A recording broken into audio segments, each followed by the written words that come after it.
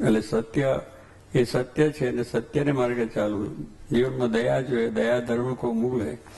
બધા ઉપર દયા રાખવી. જીવ પ્રાણી માત્ર ઉપર આપણે તો શાસ્ત્રો જીવોને પણ ખોટી રીતે મારવા નહીં, એને જીવવા દો. આપણે એને જીવન, આપણે આપણું જીવન શું છે માણસનું, કે આપણે જીવન બીજા પણ જીવે, એ આપણો ધ્યેય હોવો જોઈએ. ના તો બીજા મરે તો ભલે મરે, પણ હું તો જીવી, પણ તું જીવીશ તો એકલો શું કરવાનો છે, તારે મરવાનું છે. એટલે બધાને આપણે જો સહકાર આપીએ તો એમાંથી આપણો પણ સહકાર મળી રહે છે. એવા વિચારો આપણને આપણા શાસ્ત્રો, એટલે અત્યારે બધું વાંચો, અભ્યાસ માટેનું જ વાંચો. અભ્યાસમાંથી જેવો લાભ થતો હોય એવું જે સાહિત્ય વાંચો. એવી રીતનું જે કંઈ તમને વિજ્ઞાનથી મળતું હોય એમાંય પણ તમે કરો. એમાં સારા ક્લાસીસ આવતા હોય, બીજું ત્રીજું આવતા હોય. પણ આજે મનને આપણે વિવેક જ નથી. એટલે વિવેક નથી એટલે અશ્લીલ પહેલું જોઈએ, વાંચવાનું રહી જાય.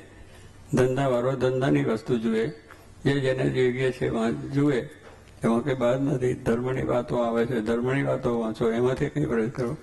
પણ માણસને એ છે કે બધું જ મૂકીને પેલું જ જુએ છે અને કરે છે. વિવેક નથી એને.